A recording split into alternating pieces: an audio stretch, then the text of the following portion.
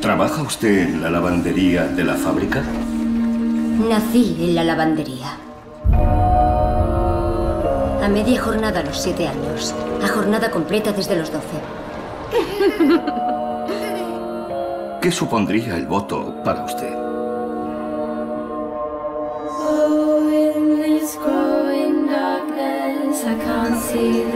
El voto femenino, el poder está en vuestras manos.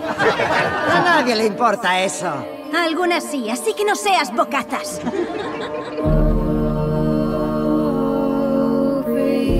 Toda la vida he sido respetuosa. He obedecido a los hombres. Eres una esposa, mi esposa. Y ese es tu papel. Ya no puedo seguir así. No subestiméis nunca el poder de las mujeres para decidir nuestro destino.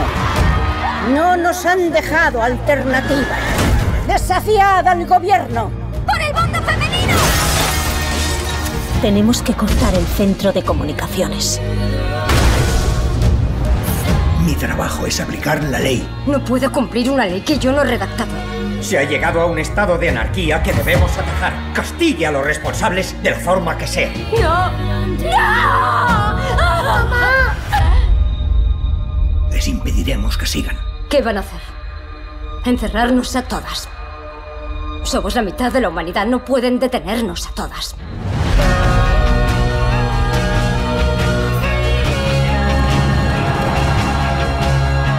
No queremos quebrantar las leyes. Queremos redactar las leyes.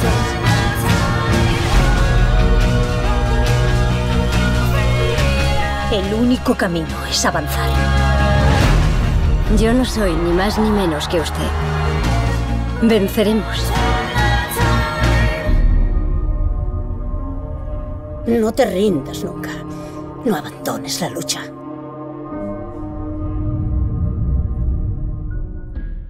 Bueno, vamos a comenzar el coloquio. Para quien haya llegado tarde, soy Marta Jiménez, soy periodista y bueno, la verdad es que me puse muy contenta cuando me comunicaron que se iba a proyectar esta película un día como el de hoy, el día después de esa marcha en todo el mundo y fundamentalmente en España protagonizada por mujeres que muchísimos años después, como habéis podido comprobar, pues siguen saliendo a la calle a reivindicar sus derechos, afortunadamente en mejores condiciones que hace 100 años, pero no tan buenas como seguramente estas sufragistas soñaban.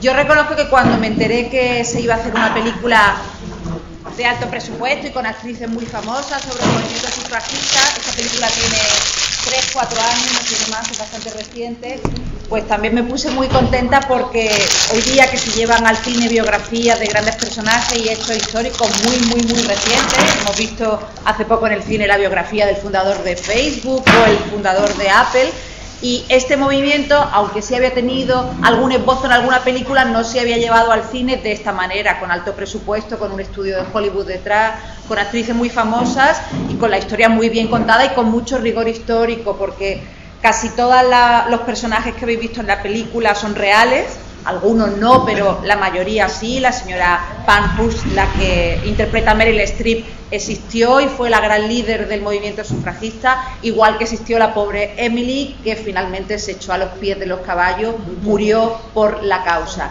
Y está contada la película con bastante rigor histórico, ocurrieron muchas más cosas, es verdad que casi 1000 mujeres fueron encarceladas. Y fijaos, llegó esta película a los cines casi 100 años después de que se aprobara el voto femenino en el Reino Unido, que llegó en el año 1918, pero realmente el sufragio universal no llegó hasta 10 años después. En 1928 pudieron votar todas las mujeres y todos los hombres en igualdad de condiciones mayores de 21 años. O sea, aún quedaron muchos años para que llegara el sufragio universal al Reino Unido tras la lucha de estas mujeres. En España llegó después, si queréis lo hablamos luego, en el año 1931, y antes que las inglesas, que no fueron las pioneras, fueron de las pioneras, pero no fueron las pioneras porque el voto femenino, las primeras mujeres en conquistarlo fueron las de Nueva Zelanda a finales del siglo XIX. Después llegó Finlandia y llegó a Australia. Y fijaos, hace tan solo 3 años, en el año 2015, se consiguió el voto en Arabia Saudí.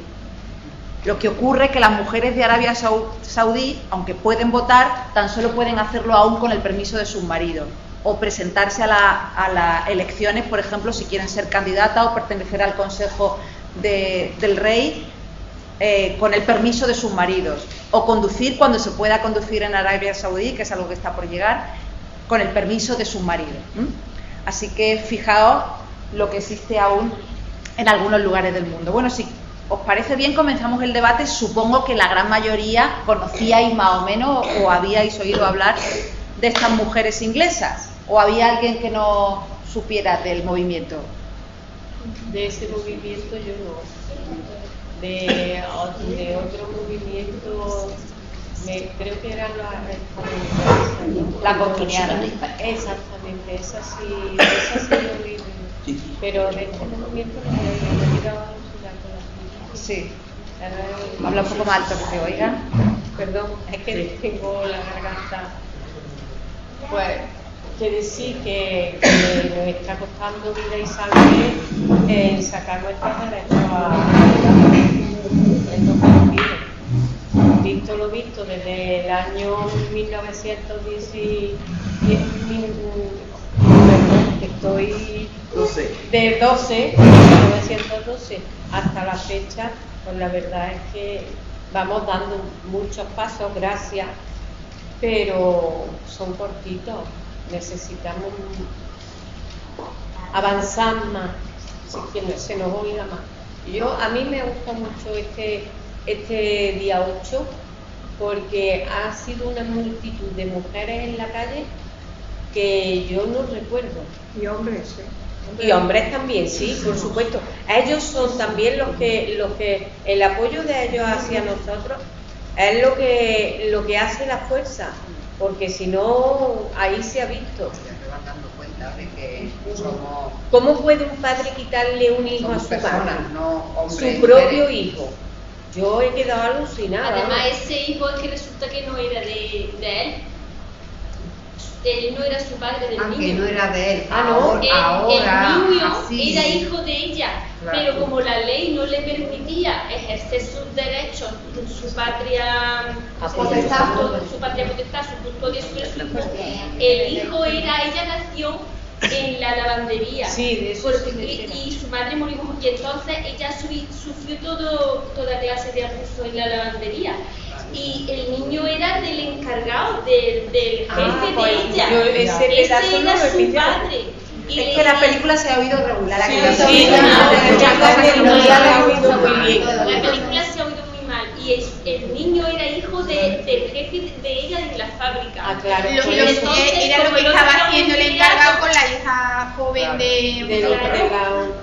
Pero bueno, si el hijo hubiera sido de su marido y el marido lo hubiera querido dar en adopción, también lo da y ella lo tiene las manos atadas. Pero es que además es que no era ni su hijo de él y sin embargo tenía todos los derechos más que su madre. Bueno, yo creo que hay una cosa que queda bastante clara cuando una ve esta película, si no nos habíamos dado cuenta antes, y es que estamos votando porque unas mujeres lucharon porque votaran.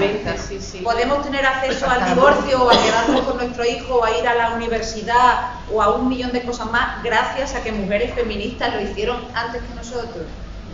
O sea, todo se lo debemos a mujeres que lucharon, a la genealogía de mujeres que han conseguido que hoy estemos aquí y que, bueno, pues muchas mujeres, afortunadamente cada vez más en el mundo, sienten esa responsabilidad para luchar por los derechos y por la igualdad por las mujeres que vienen detrás nuestra, ¿no? De alguna manera yo me sentí así cuando vi esta película, sentí un peso de responsabilidad de alguna manera por el futuro sobre mi hombro. No sé si os ha pasado a vosotras también. Nosotras lo tenemos más fácil, bastante más fácil que ellas.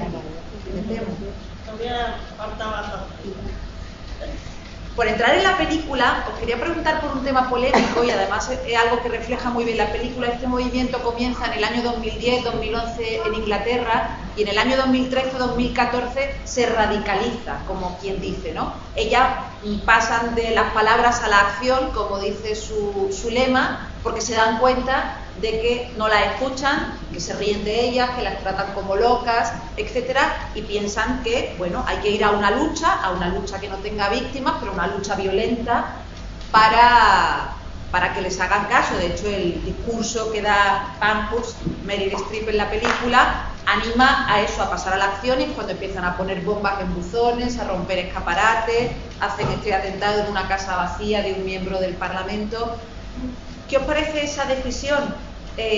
Porque siempre es una decisión muy polémica, ¿no? La de pasar a la violencia y la de pasar a la acción. Pero en este caso, y tal y como la habéis visto en la película, hoy, a día de hoy, sabemos que fue una decisión acertada en cierto sentido porque lograron su objetivo. Pero, ¿creéis que se podía haber logrado sin violencia? No. Y menos en aquella época. De hecho, venían de una lucha pacífica y no le habían hecho caso. Ya lo dice Méliès, cuando 50 años de lucha por el voto femenino y no se había conseguido nada en los 50 años. Además, significativo la frase de es que es la única manera que tienen los hombres de entender. Creo que ahí lo dice claro. Nadie nos va a dar nada. A las mujeres no nos van a dar nunca nada si no luchamos por ello. Eso que quede claro. Bueno, cuando has dicho antes que ahora lo tenemos más fácil, es verdad, cuando ves estas cosas te das cuenta que lo tienes mucho más fácil. Lo tenemos pero más fácil en Europa y en América, pero como ha dicho ella, en lo que es el sur, en Arabia, en Asia, eso es horroroso. Pero hablando de la dificultad de seguir luchando por la igualdad, que ahora lo tenemos mucho más fácil, porque tenemos una vida mucho más fácil y lo tenemos de otra manera. De otra manera, fácil, pero de otra manera. Solo en el derecho puntual, ¿no? De pedirse un día de huelga ayer. Pues el simple hecho, para alguna gente, donde me incluyo, no es tan fácil. Fue difícil, es verdad. Es un hecho muy difícil, tienes que ponerte delante de tu jefe y decirle que vas a hacer huelga cuando el resto de una empresa, por ejemplo, no lo va a hacer. O cuando sabes también a lo mejor las tendencias del tejido empresarial, ¿no? A lo mejor también de esta ciudad o de otras muchas. Bueno, entonces, difícil, pues claro, con esas pequeñas cosas, pues es difícil a 2018, en donde nos encontramos, que siga siendo difícil, y sigue siendo pedir un día de huelga a tu jefe. De todas formas, las pocas críticas, pero la hubo, claro que sí, por parte de determinados medios de comunicación y de determinada ideología a la huelga y a los paros de ayer, siempre decían que nosotras éramos unas privilegiadas y que por qué salíamos a la calle cuando ya habíamos conseguido muchos derechos, ¿no? Y uno de los muchos lemas de la huelga de ayer era que muchas de nosotras salíamos por las que no podían defender sus derechos, pues en otros países o por situaciones laborales tan precarias, etcétera, ¿no? Que no podían conseguir, ¿no? Mira, a propósito de eso que acabas de decir, precisamente por las que no podían hacer nada, una amiga mía escribió eso precisamente, y si me permitió voy a leer. Lo primero que quiero decir es que no soy escritora, soy funcionaria de justicia y amiga del camino. Voy a informar de por qué mañana voy a hacer huelga de 24 horas. Y los que me conocen se sorprenderán, porque ella tiene un sueldo fijo. Digo fijo porque hoy en día no hay nada fijo. Aunque haya superado una oposición y haya estado tiempo destinada alejada de mi hijo y de mi marido y de mi familia. Sí, voy a la huelga, porque la mujer es la parturienta, la que hace que hombres y mujeres existan. Y no me encuadro dentro del término feminista, pero mi corazón me pide que haga huelga. En primer lugar por mi madre, que es la que me parió, y estuvo trabajando hasta antes de su muerte como una camarera de piso. Era analfabeta y no tuvo la posibilidad de estudiar, como tantas mujeres de esa época.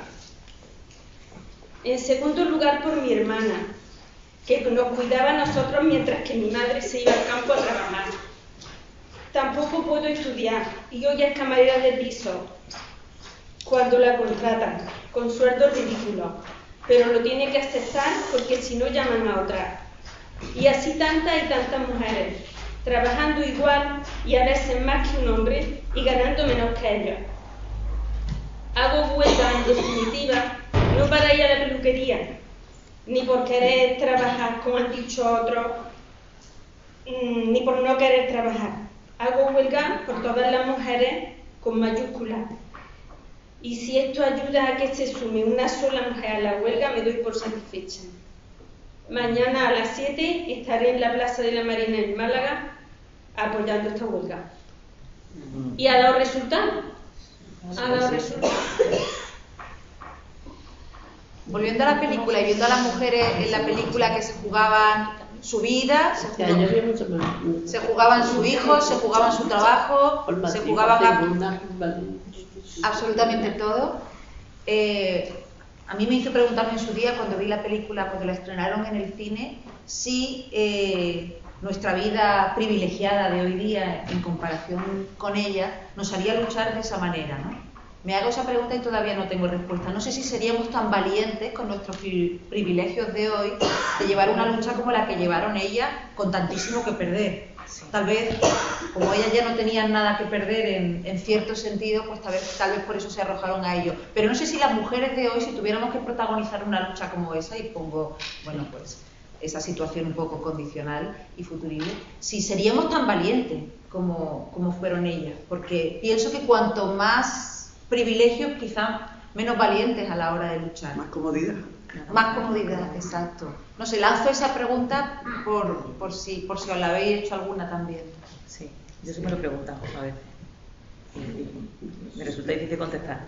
No sé si, porque claro que tenemos tantas cosas que lo cual, hasta que perdamos todo, porque yo creo que empezarás a luchar con mucha más contundencia si pierdes mucho. Entonces, pero para perder mucho tienes que perder todo lo que tienes. O sea, al tener tantos privilegios, hay mucho que perder hasta llegar a eso. No, la lucha es más suave. La lucha está siendo, bueno, pues también más suave que ahora, pero no lo sé yo si seremos capaces de luchar con esa contundencia. Claro, porque esto que hemos visto es real, aunque hayamos visto una película de ficción, pero fueron miles de mujeres y muchísimas fueron encarceladas. Es verdad que hicieron huelgas de hambre, algunas estuvieron a punto de morir, y es verdad que las echaron de sus casas, les quitaron a su hijo. Imaginaos cómo era una cárcel británica en esa época. Y luego hay otra cosa que creo que refleja muy bien la película, y es que este movimiento de las sufragistas, si bien las ideólogas eran mujeres de una posición social burguesa, con maridos intelectuales, ellas también eran la mayoría intelectuales y eran mujeres composibles. Es verdad que las grandes protagonistas fueron las bases, fue el movimiento obrero, fueron mujeres obreras, esas mujeres que trabajaban en esas fábricas de la Revolución Industrial Inglesa con unas condiciones, ya habéis visto, increíbles, fatales para su salud, etcétera, ¿no? Entonces está muy bien que la protagonista, que si es un personaje ficticio, pues sea una mujer trabajadora de una de las fábricas de Londres de aquella época, ¿no? A mí me parece que está muy acertado ese punto de vista, porque es verdad que en las alturas estaban las intelectuales y las mujeres más privilegiadas, pero las bases fueron realmente obreras, como en casi todas las luchas y en casi todas las conquistas, ¿no?, que ha habido a lo largo de la historia, que han sido las mujeres de la base, las mujeres sin demasiados privilegios, en el caso de ellas la mayoría sin estudios, analfabetas, trabajando desde los 7 o desde los 8 años, las que consiguieron el voto femenino, ¿no?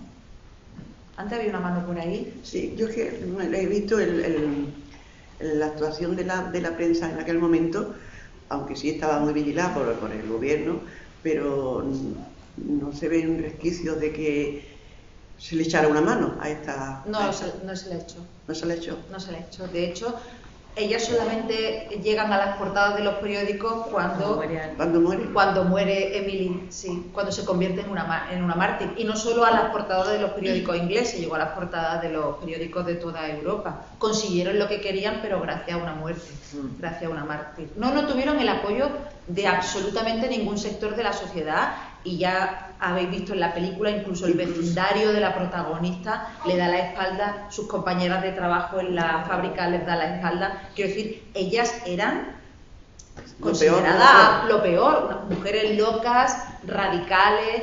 Imaginaos, si aún hay sectores de nuestra sociedad, afortunadamente muy pequeños, que llaman feminazis a las feministas y que las tratan como histéricas y como locas, imaginaos en aquella época, ¿no? Imaginaos en aquella época. Y más la sociedad británica.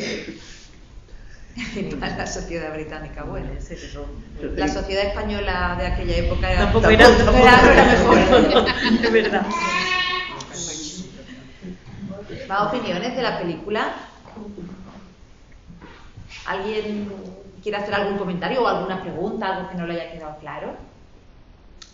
No, a mí hay muchas secuencias de la película que son muy significativas. Cuando llega ella al Parlamento, o sea, todo lleno de hombres, llega la policía, son hombres los que te recogen, ¿no? Están en la puerta, en la fábrica, son los hombres los que conducen.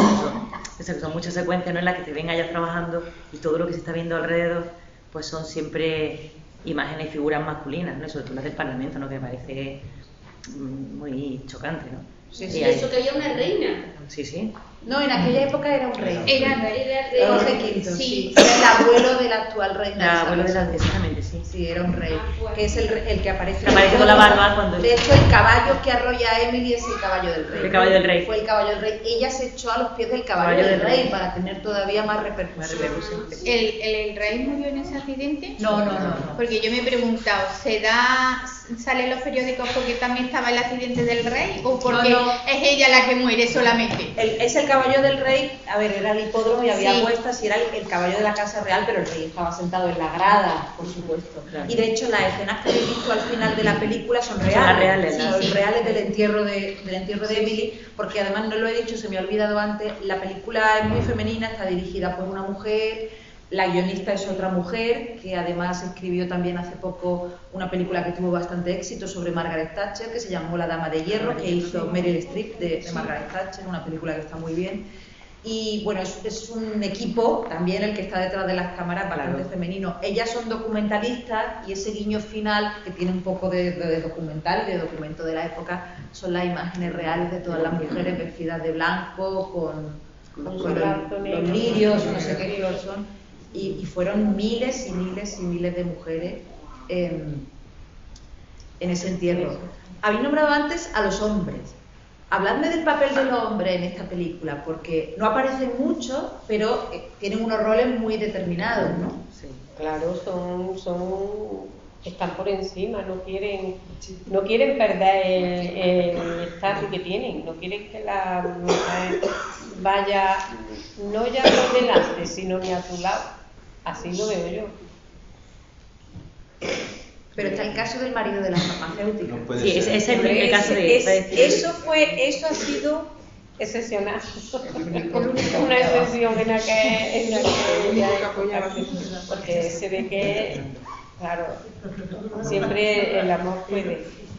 Está muy bien que lo retraten en la película porque muchas de estas mujeres sufragistas, por ejemplo la líder, la Parkhurst, la Meryl Streep en la película, tuvo un marido que luchó con ella codo con codo y creía muchísimo en los derechos de la mujer, y fue fundamental que muchas de estas mujeres que lideraron el movimiento sufragista tuvieran maridos que las apoyaran absolutamente. La mayoría de las parejas de todas las demás eran como hemos visto, ¿no? Pues hombres muy machistas, maltratadores, que les quitaban a los hijos, que las echaban de sus casas, etcétera, ¿no? Pero también, y está muy bien que la película lo retrate, existían otros hombres, los poquísimos hombres que en la época apoyaban el movimiento del sufragio femenino. Fijaos, en Londres, en aquella época en Inglaterra, se hablaba de que vivían en una democracia. ¿Quién se cree hoy día que era una democracia sin que pudiera participar la mitad de la población? Además yo lo hice muy bien, dice, no vayan a encarcelar a todas si somos la mitad de la humanidad. Claro.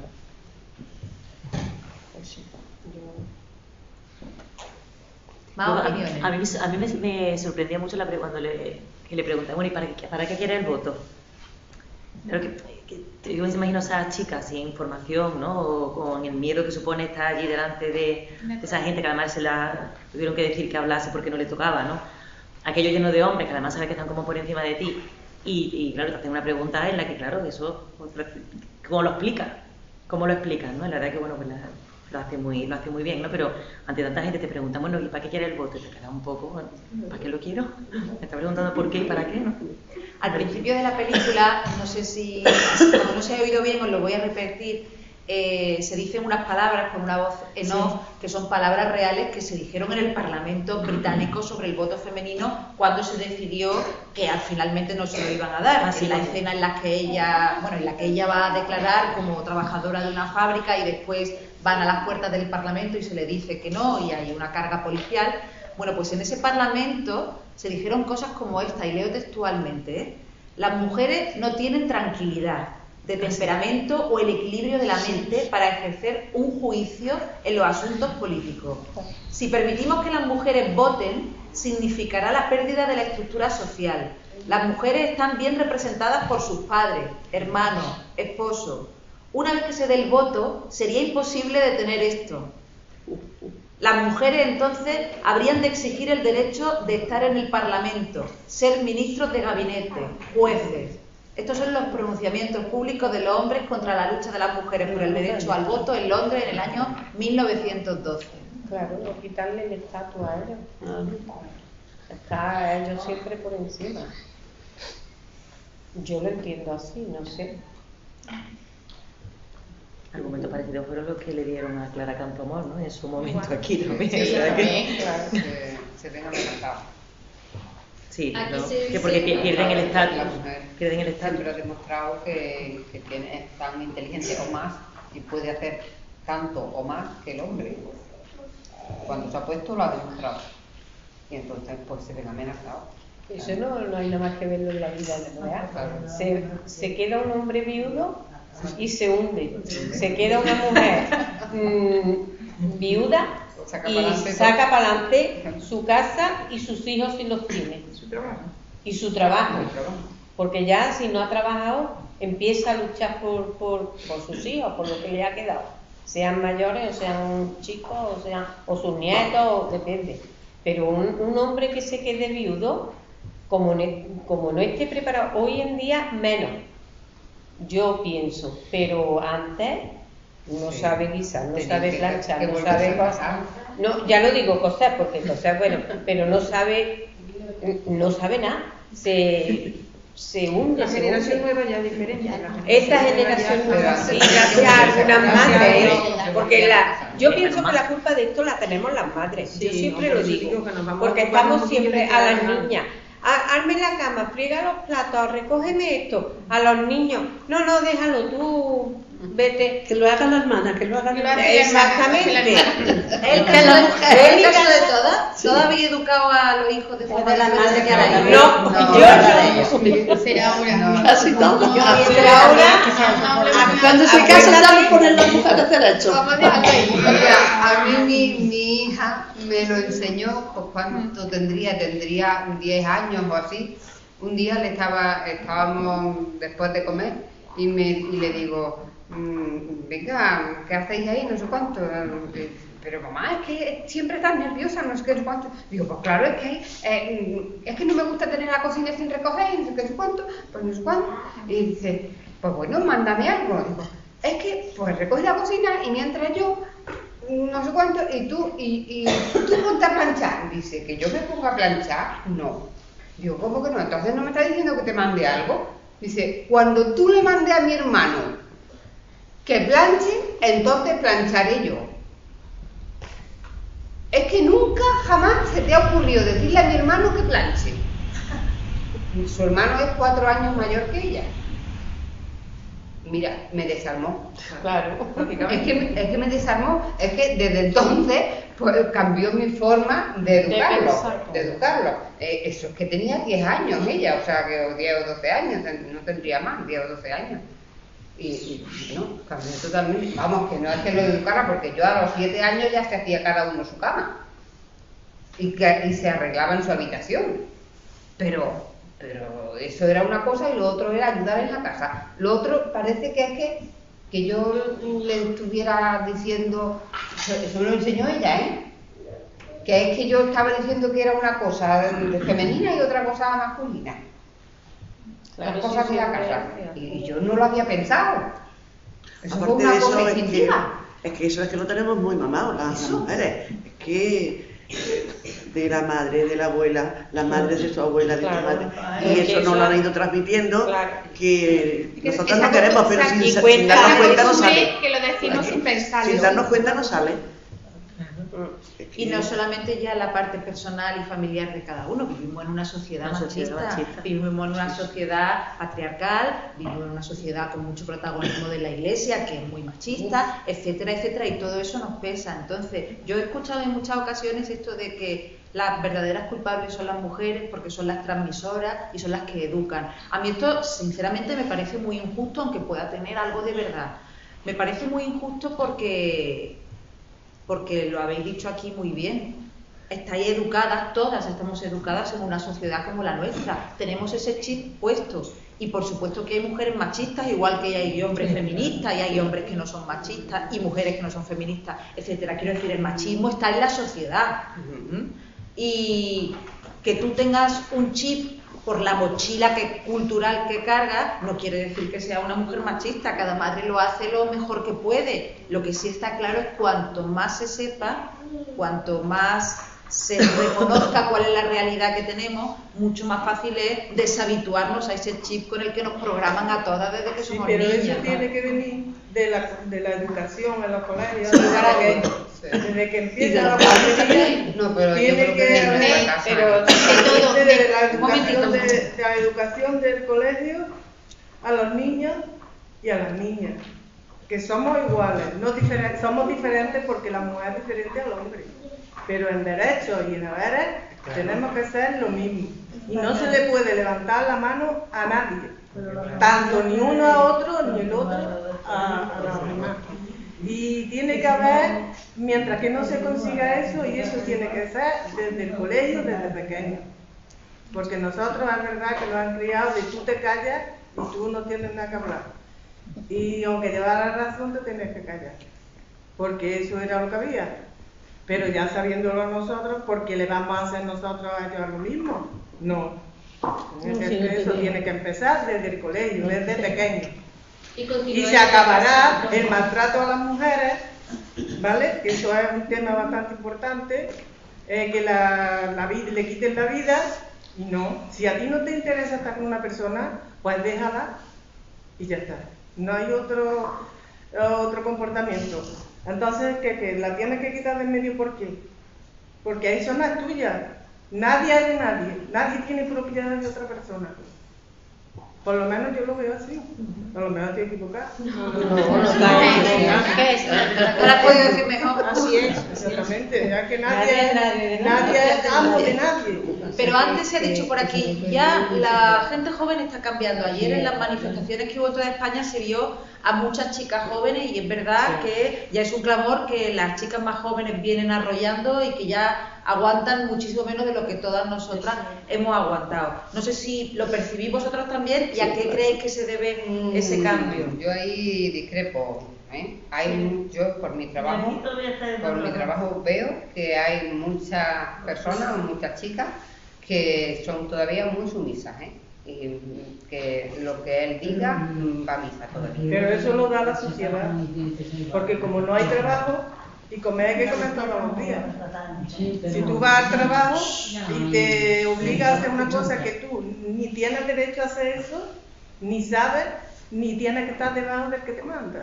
Y como tienes que comer a diario, pues tienes que ir. ¿Qué vas a hacer? ¿Te vas a tu casa? No, pero una pareja de novios, una pareja que si están juntos, desde a lo mejor tienen 15 años, y están juntos, y lo que él diga, ellos se tienen que callar. Pues ahí voy yo, porque en el colegio te tienen que educar, y nosotros en las casas también, de que somos iguales, en el colegio nene que nena, que somos iguales, y tú tienes derecho a mandarme a mí, ni a estudiarme, ni a hacer lo que yo hago, porque yo tengo una opinión, puede ser que no sea la tuya, claro, pero es la mía. Pero repregunto, ¿la pauta general en la gente más joven, de 15 años a 25, es la de la sumisión en las mujeres, como pauta, o las mujeres realmente están despertando y tienen una conciencia mucho más feminista que la que nosotros teníamos cuando éramos jóvenes? Sí, claro.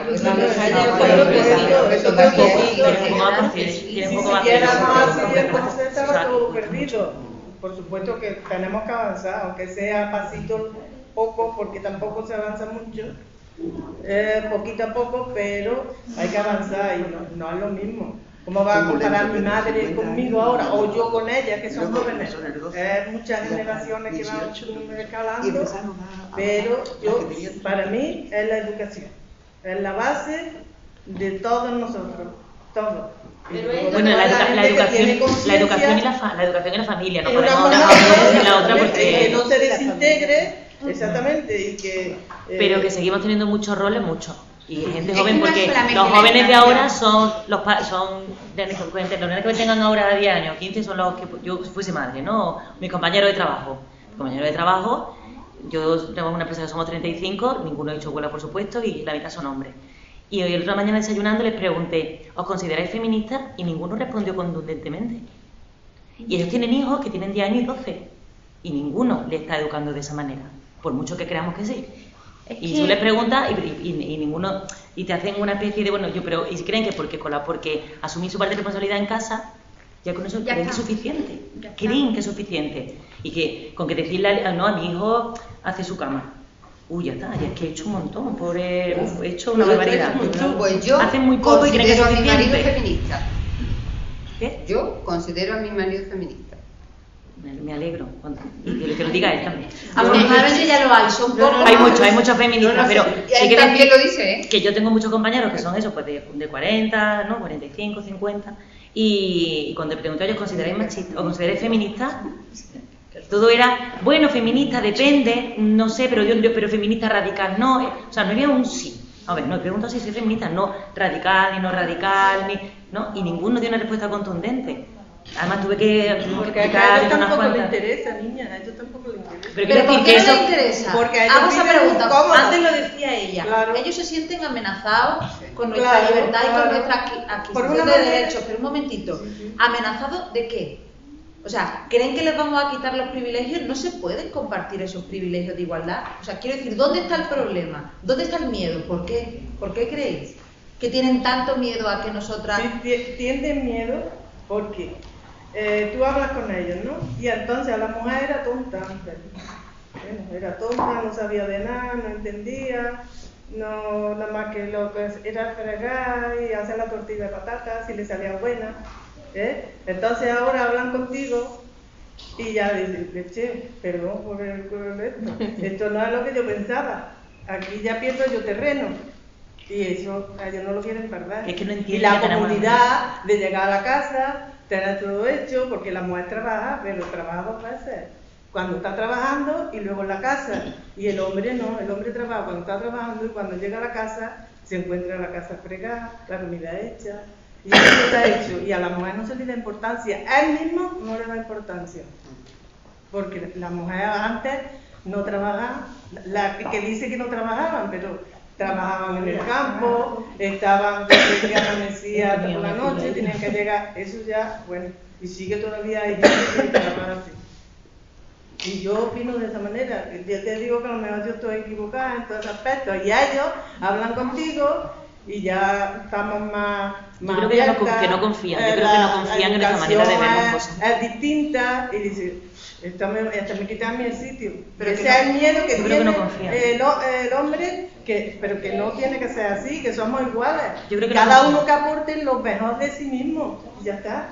Yo creo que no confían, yo creo que no confían, y para confiar necesitan demostrarlo mucho. Entonces cuando ya lo demuestran mucho, que yo creo que no confían, ¿no?, en nuestras capacidades, y para confiar en nuestra capacidad, de nuestra habilidad, de nuestra destreza, hasta que no lo demuestran mucho y muy bien, no confían. Entonces cuando ya si ceden a que formas parte del equipo, si que ceden a que puedas dar tu opinión o puedas mandar o ser la líder del equipo, pero tienes que demostrarlo mucho y muy bien, o sea, muchas veces en un tiempo muy dilatado, y todo ese tiempo tienes que hacerlo muy bien.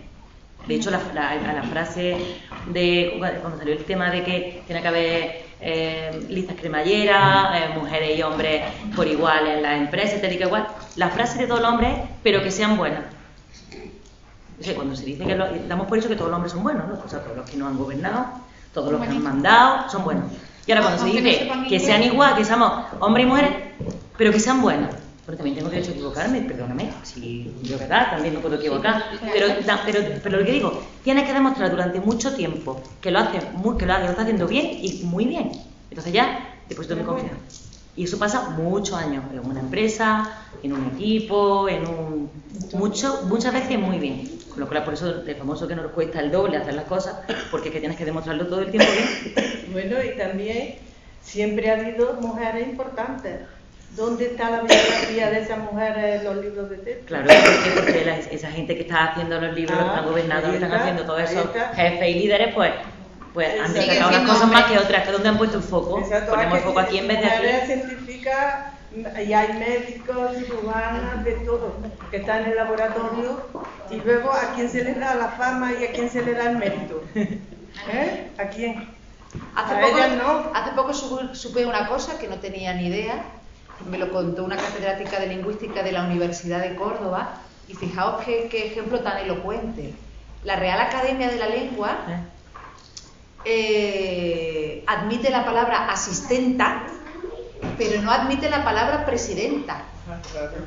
¿Sabéis que la manera correcta de llamar a un presidente todavía es presidente? O sea, Susana Díaz es la presidente de la Junta de Andalucía, Angela Merkel es la presidente de Alemania. Y es muy curioso, ¿no? Porque la Real Academia, no sé, en los últimos años ha admitido muchas palabras, follifren, cosas, pero no está aún la palabra presidenta, sin embargo sí está asistenta. Me parece muy significativo. Es lo propio. Yo no tenía ni idea, no daba crédito, pensaba que no era verdad, pero la fuente que me lo estaba diciendo era muy fiable, ¿no? Ni médica tampoco, es médico. Cuando empezaron a decirle a los azafatos en los aviones, se cambió por tripulante de cabina. El nombre. Porque es que atentaba contra su azafato.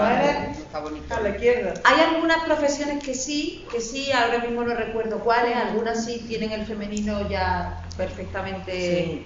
Pero es curioso que presidenta. Es que presidenta y asistente. Quiero decir que es un cargo de tantísimo poder en una empresa, en un gobierno, donde sea. O en la comunidad. O en la comunidad.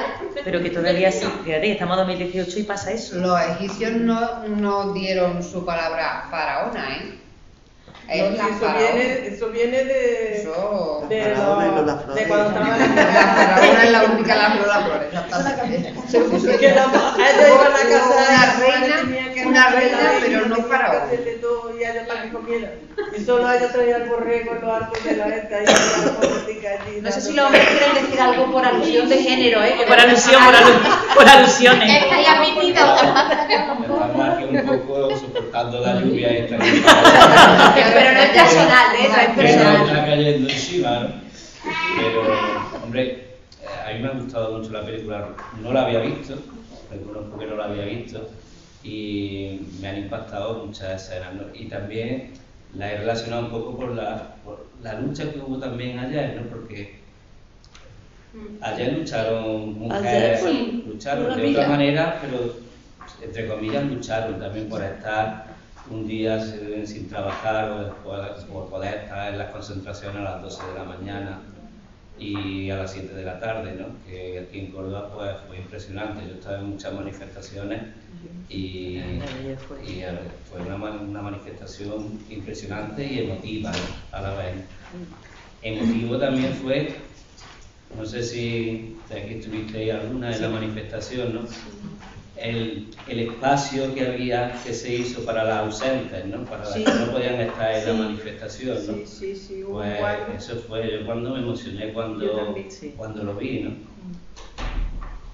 En relación a lo que dice la señora sobre los colegios, ¿no? Que a los colegios los queremos cargar de todo, ¿no? Educar en valores, educar en igualdad, educar en educación vial. Y todo eso se está haciendo, ¿no? Y en igualdad, os lo digo porque soy maestro. Tiene que ser en los dos sitios. En igualdad. Perdone si lo he ofendido, pero tiene que ser la casa y el maestro para enseñarle la historia y todo lo que hay. Y los padres para educarlos. En el colegio el maestro se tiene que ocupar de eso, pero que hay muchas maneras de llevar a los niños desde pequeños, perdone que lo haya costado un poco, porque yo también he estado con niños pequeños, porque yo he tenido 20 años en una guardería. Entonces sé de lo que estoy hablando. Sí, yo comprendo lo que usted está diciendo también, pero que desde pequeño hay que el árbol enderezarlo de buena manera y enseñarle desde pequeño que todos somos iguales y que no se le debe de alzar la mano a nadie y tener educación unos con otros y sobre todo quererse. Si yo no estoy diciendo... Es que esto no se yo no enseña estoy en el yo no estoy diciendo lo contrario. También tiene que educar a la Vamos a familia. dejarlo a Roberto, ¿qué habla? Que no estoy diciendo lo contrario, estoy, podríamos decir, compartiéndolo. Porque sí quiero hacer presente que en los colegios, y además si has tenido una guardería, pues igual, ¿no? Que en los colegios se está trabajando todo eso. Y cada vez más, ¿no? Cada vez más se trabaja por la igualdad. Ayer en los colegios se trabajó el Día Internacional de la Mujer, ¿no? Ayer no precisamente porque se aparcó, por ejemplo en mi colegio se ha estado trabajando durante toda la semana la actividad que se había preparado y ayer se interrumpió esa actividad por motivo por la huelga y hoy se ha continuado, ¿no? Con la actividad de conmemoración del Día Internacional de la Mujer. Y cuando llega el Día de la Violencia de Género, pues se trabaja también. Hay una asignatura que es de valores, se trabaja la igualdad de derechos. Y hay otra asignatura en quinto que es de ciudadanía, que también se trabaja los valores democráticos y los derechos y deberes de las personas, ¿no? Y que todos somos iguales. De hecho, yo imparto esa asignatura a varios cursos, ¿no? Y en el día a día en los colegios se está trabajando por la igualdad. Se está trabajando. Aparte de eso, yo he sido, ahora lo que quería decir es que yo he sido maestro de infantil también muchos años, ¿no? Y en mi clase yo tenía siempre el rincón de la casita, ¿no?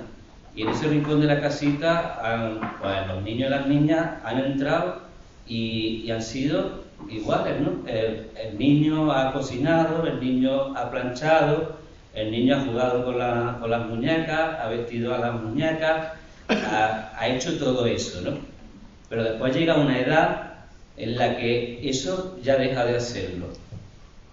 Ahí es donde ya está la educación también de la familia. Por eso, como has dicho después, no es solamente el colegio el que se tiene que encargar de esto, sino que es la familia. Desde el nacimiento, en la familia es donde se debe educar en la igualdad, para que un día esta igualdad sea totalmente real, que ahora mismo no lo es. Y en lo que ven los niños en casa, porque si el niño jamás ve a su padre quitar la mesa, lo normal es que nunca esté en la mesa. Está demostrado que de padres maltratadores salen hijos maltratadores.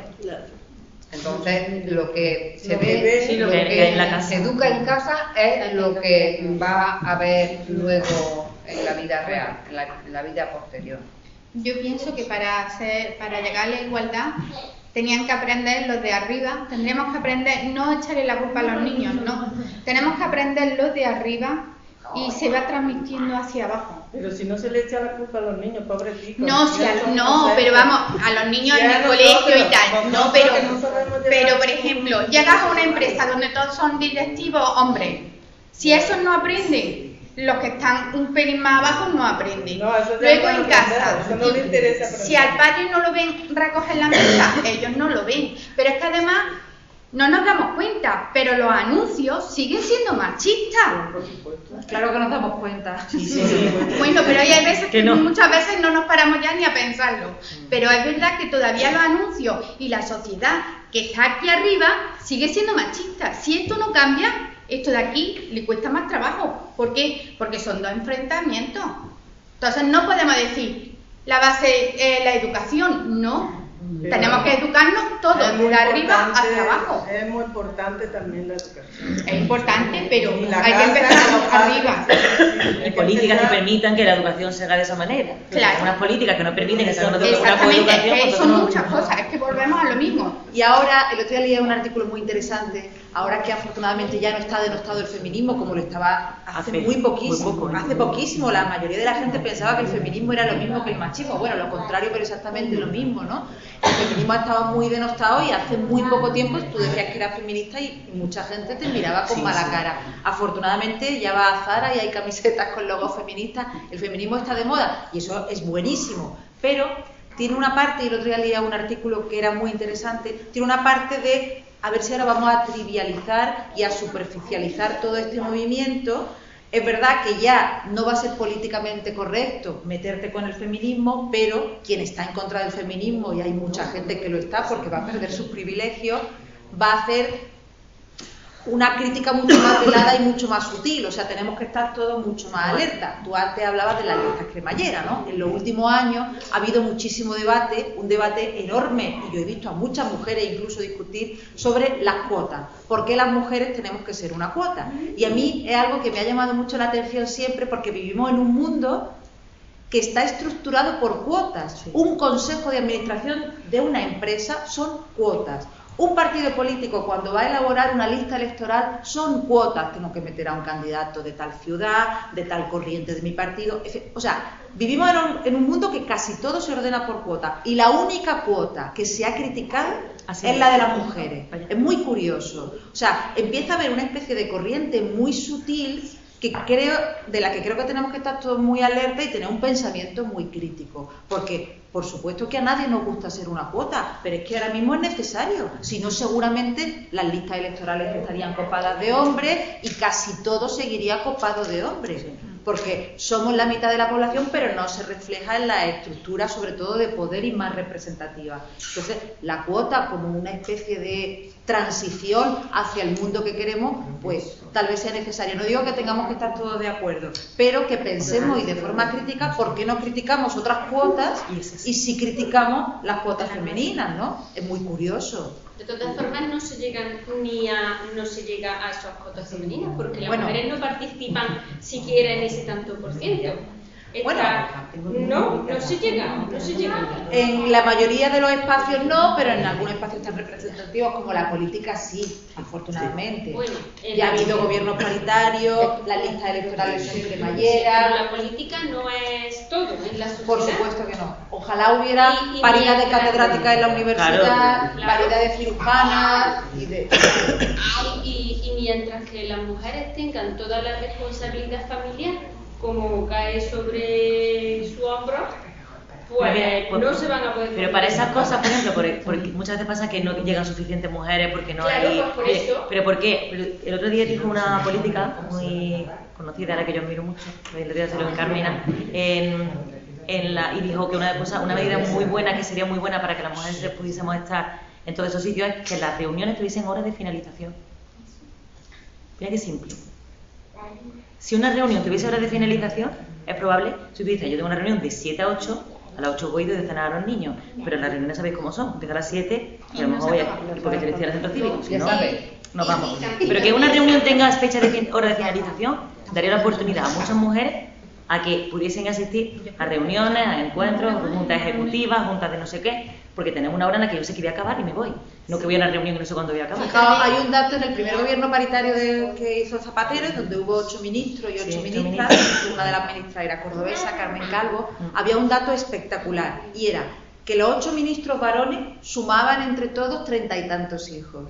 Las 8 ministras mujeres sumaban entre todas 4 o 5 hijos. Quiere decir que todas esas mujeres que habían llegado a ser ministras, nada más y nada menos, habían tenido que sacrificar, a lo mejor muchas voluntariamente no habían querido tener hijos, pero el dato era tan elocuente que caía por su propio peso. Ellos podían tener una carrera y llegar a ser ministros y ser padres familia y con hijos. Y que todo estuviera perfectamente sostenido. Ellas habían tenido que sacrificar una parte tan importante, la mayoría, como la de tener hijos. Tiene un coste para poder emocional y personal muy alto para la mujer el tener una vida profesional como la pueda tener un hombre. Y el arco parlamentario actual, sucede igual. La mayoría de los hombres suelen estar casados, tienen hijos, y la mayoría de las mujeres no. Entonces, también eso supone un coste emocional, que es lo que tiene. Bueno, antes de terminar, porque nos vamos a tomar un refresquito. Sí, nos vamos a tomar el refresquito. Quiero terminar hablando del movimiento sufragista en España, que fue muy diferente al que hemos visto en la película, pero me parece de justicia terminar hablando de él. ¿Alguien sabe en qué año se aprobó el voto femenino en España? 31. En el año 1931. Lo que pasa es que después vinieron 40 años en los que no pudo votar nadie. No pudo votar nadie en este país. ¿Y alguien sabe quién consiguió el voto femenino en España? Clara Campoamor. Clara Campoamor. Clara Campoamor ha sido la única mujer en el mundo que ha conseguido el voto femenino en la tribuna de un parlamento. Es muy curioso, en España no hubo un movimiento como el que hemos visto en Inglaterra, de mujeres en las calles. En realidad lo consiguió una sola mujer, y creo que es justo decirlo y quiero reivindicarla aquí, porque lo consiguió ella sola. Se enfrentó a un parlamento en el que había 470 y tantos hombres y solamente otra mujer, y hasta la otra mujer votó en su contra. Victoria Kent. La otra mujer era Victoria Kent, que estaba por supuesto a favor del voto femenino, pero prefirió atenerse a lo que le dictaba su partido. Era el Partido Socialista, y en aquella época casi todos los parlamentarios del Parlamento español pensaban que si la mujer votaba ganaría la derecha, porque la mujer iba a votar lo que le dijera su confesor. Hablamos de un 70% de analfabetismo en las mujeres de la época y de una presencia de la Iglesia impresionante. ¿Qué ocurrió? Clara Campoamor se enfrentó a ese parlamento, se enfrentó hasta a gente de su propio partido, ya no solo a mujeres de la Cámara, sino a gente de su propio partido que no votaron a su favor, pero ganó y se aprobó el voto femenino en el año 1931. ¿Qué ocurrió en las siguientes elecciones? Que ganó la derecha. Se le dio la razón a quienes la criticaban, y de hecho le cayó lo más grande a la pobre Clara Campoamor. ¿Ves? Por culpa del voto femenino ha ganado la derecha. ¿Qué ocurrió en el año 1936? Que ganó la izquierda antes de que estallara la guerra civil, y nadie le pidió perdón a Clara Campoamor. Os voy a leer cosas que tuvo que escuchar en el Congreso de los Diputados en aquella jornada, en aquellas sesiones de debate parlamentario. En aquel histórico debate tuvo que escuchar cosas como que la mujer no podía votar por ser criatura esencialmente histérica y sumisa, dominada en su voluntad por el marido, el padre o el sacerdote, o que podría hacerlo sí, pero a los 45 años, la edad crítica en la que con la llegada de la menopausia adquiría la suficiente serenidad de espíritu como para ejercer tan importante derecho. Clara fue desmontando cada uno de los argumentos frente a la ola de histerismo masculino. Muy bien. Esto lo escribe un biógrafo de Clara Campoamor que se llama Isaías Lafuente, que es un periodista de la cadena SER. Desmintiendo con sólidos argumentos las absurdas premisas y situando a los diputados frente a su propio espejo. No podéis construir una república democrática sin la mitad de la ciudadanía, dijo Clara Campoamor. No cometáis un error que no tendréis suficiente tiempo de llorar, les dijo. Isaías Lafuente escribió la primera biografía en España de Clara Campoamor en el año 2005, y la escribió porque un día se fue a una enciclopedia de su casa, fue justo antes de que existiera la Wikipedia, y vio que no estaba Clara Campoamor en la famosa enciclopedia Larousse que todos hemos tenido, una figura tan importante en la historia de España como la mujer que consiguió el voto femenino. Y escribió una biografía fantástica donde cuenta todo esto que os estoy diciendo, os la recomiendo. Y bueno, esta mujer tuvo la desgracia, se tuvo que exiliar lógicamente con el estallido de la guerra civil, y murió 3 años antes que muriera el dictador. Murió en 1972, así que no pudo ver la restauración de la democracia en España.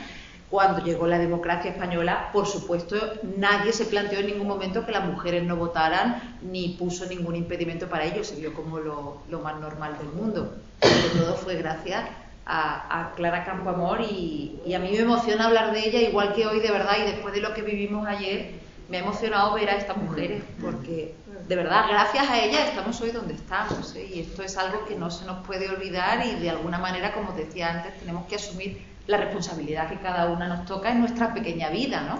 Que no es poco. ¿Algún comentario más? Bueno, pues vamos a brindar por Clara Campoamor. Sí, vamos a brindar. Muchas gracias. Gracias.